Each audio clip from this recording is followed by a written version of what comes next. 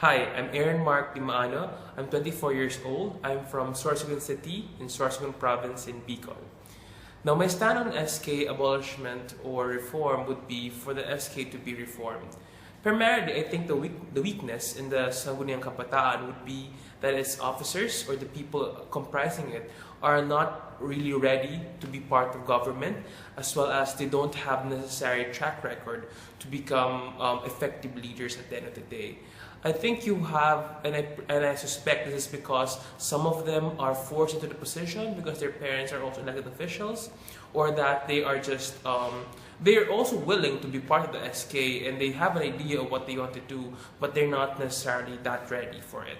But then again, you have students and youth organizations outside of schools who are able to do a lot in their communities. They're able to save the environment, to change perspectives, and to implement really innovative projects.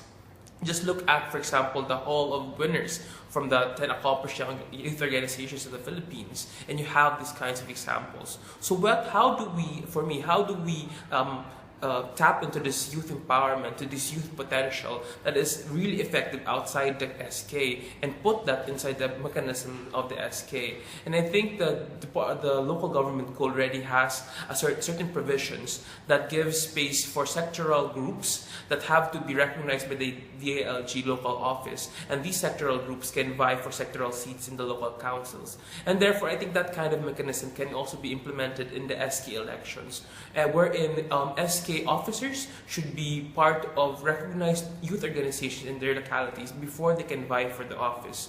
When you have SK officers who have been, student council presidents, who have been part of religious organizations implementing youth-oriented programs, when they are part of the environmental advocacies in the locality, then they have necessary track record at the end of the day. They also have a support group from the locality which can support and actually push for their projects, as well as we can be more assured that this youth actually also have advocacies and principles that they have been fighting for in the limited space or limited time that they already had in the world.